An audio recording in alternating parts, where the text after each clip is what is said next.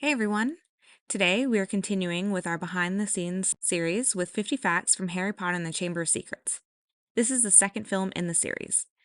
If you want to be notified when the other movies are covered, make sure to subscribe and click the bell for notifications. Let's jump in. What do you call Filming began within days of the first movie's premiere, and some aspects of the film were started before the first one was even complete. Hugh Grant was considered for the role of Gilderoy Lockhart. Jude Law, who would go on to play Dumbledore in the Fantastic Beasts series, also auditioned for the role of Gilderoy Lockhart. Lucius Malfoy was almost dressed in a pinstripe suit. Luckily, Jason Isaacs stepped in with his thoughts for the character and helped get the look just right.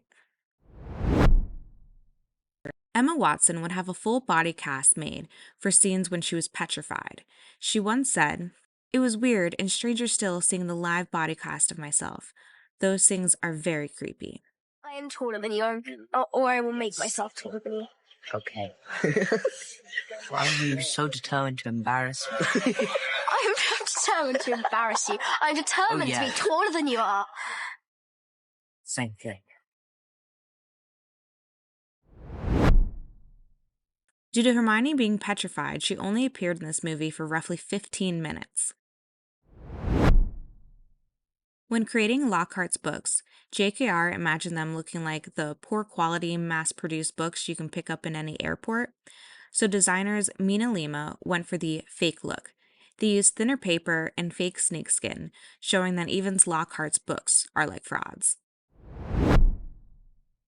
Emma Watson was so embarrassed to run through the Great Hall to hug Daniel Radcliffe and Rupert Grint after being cured that they had to freeze frame the moment she hugged Radcliffe because she tried to make it as quick as possible, and she would only shake Grint's hand.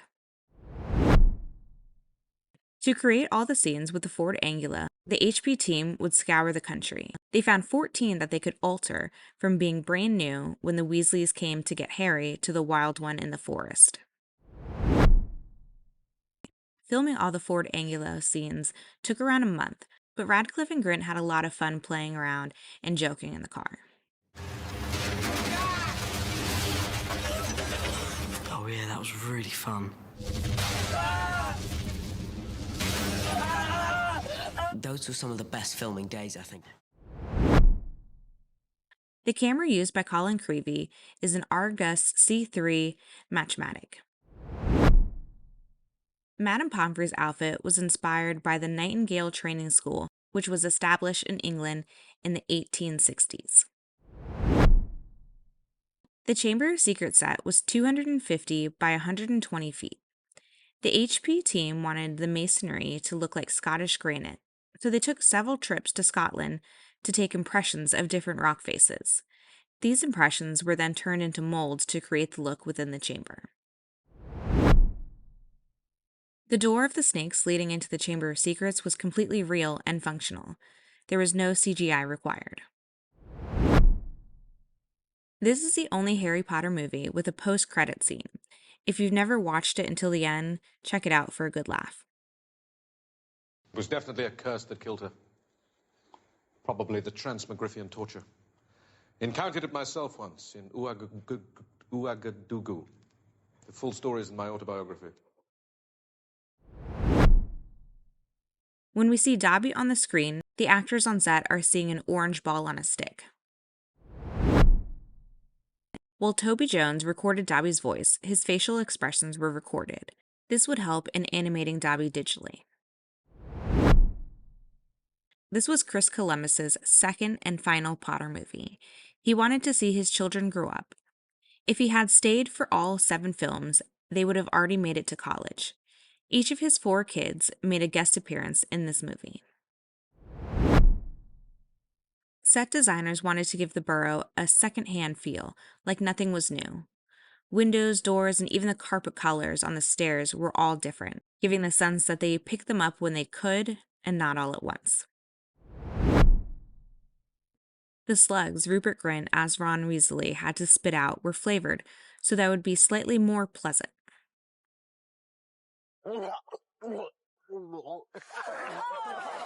You start to feel sick when you get on your hands and knees. Okay, and then I'll tell you when to start spitting up slug. Ron, say something. And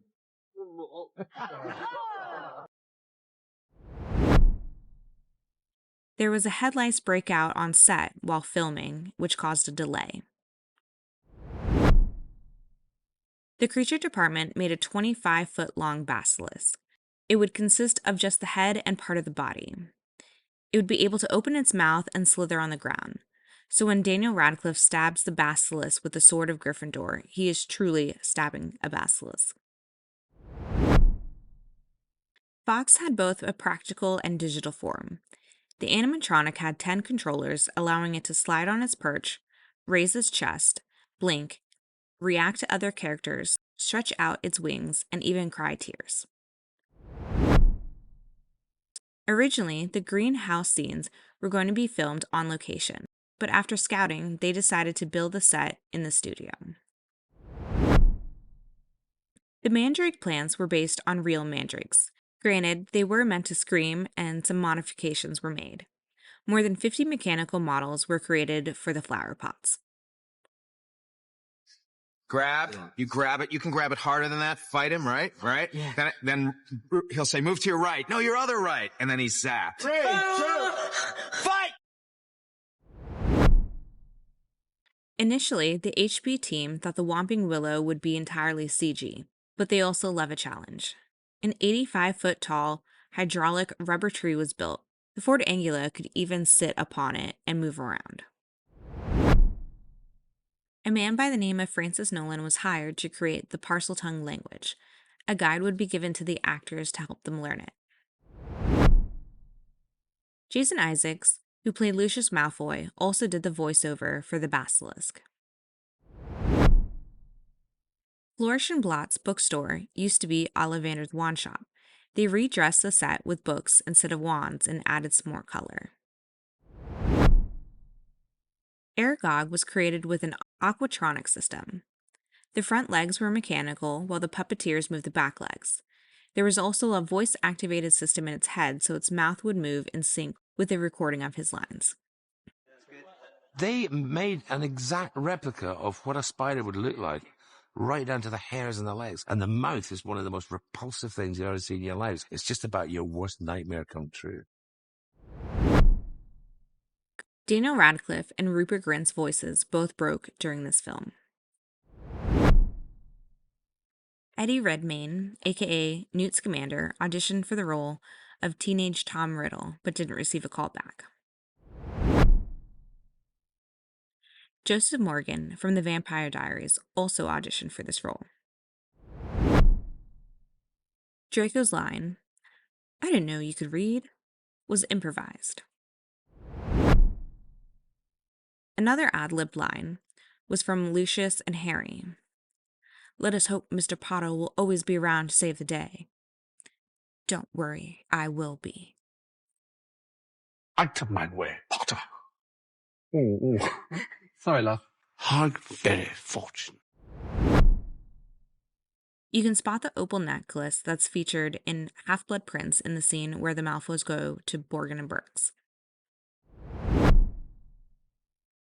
In the beginning, the concept of Dumbledore's office was considered too expensive, but since it's the headmaster's office, it had to be more grand than the other rooms. It took around 250 people to build, but the drawing came to life. It was Chris Columbus's idea to make the film seem visually darker than the first. This would end up continuing throughout the rest of the movies. Kenneth Branagh, who played Gilderoy Lockhart, had to wear a set of fake teeth for this role. Jason Isaacs accidentally injured Tom Felton's hands inside Borgin and Burke's with his walking stick. You lean the other way. I didn't know I'm going to try one of this one. You missed totally. Then you sort of walked into it. It didn't work. Whoops. Did you call me a bus? No, I said whoops rather than... I didn't. Right. No, I promise. If you look closely, you can see Harry Potter books displayed when Harry and the Weasleys travel to get their school supplies. A member of the HP team convinced his mother to record herself knitting so they could adequately create Molly's self-knitting needles in the burrow. The drawings you see hung in the burrow were created by students in a local school. Originally, Lockhart was going to appear in the DADA classroom, emerging from the painting of him painting himself. Then they thought it would be easier if he just came out of the office and down the stairs, so that's what we got. When creating the Slytherin common room, set designers wanted it to feel like it was carved out of the stone since it was supposed to be in the dungeons under the lake. They also added snake designs to a lot of the items throughout it. The tapestries on the wall had all the red colors removed or faded to keep the tone in the room the same. And action. It's been 50 years since the chamber was last opened. You wouldn't tell me who opened it, only that they were expelled. Do you think there's someone here who's worse than Dumbledore? Good one, girl. You're absolutely right. Saint Potter. The Howler design that Ron received from his mom was inspired by origami. Each part of the letter and envelope had its own purpose, to create a talking, or rather shouting, mouth. An extra had to come in to provide the scenes where Harry writes in Tom Riddle's diary, because Daniel Radcliffe's handwriting wasn't clear enough to film. When John Williams had a scheduling conflict, William Ross was brought in to help conduct the scoring sessions. He was scheduled to work on Catch Me If You Can at the same time as Harry Potter. Daniel Radcliffe started to gain confidence in acting to the point where he would start making suggestions and speaking his feelings on certain scenes. The Weasley family doesn't have a pet cat. There's a line where Molly says, "It's on the cat." Eagle Eye fans can actually spot it on the fireplace.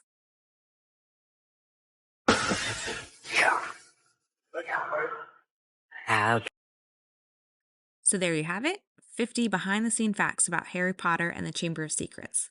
Hopefully you've learned a few things. Let me know in the comments if you have any other fun facts. Thank you for listening and making it to the end of the video. If you enjoyed the video and want to support the channel, please consider giving a like and drop a comment. You can also subscribe for more videos. I'll be back again soon with another video, but until then, keep enjoying the magic.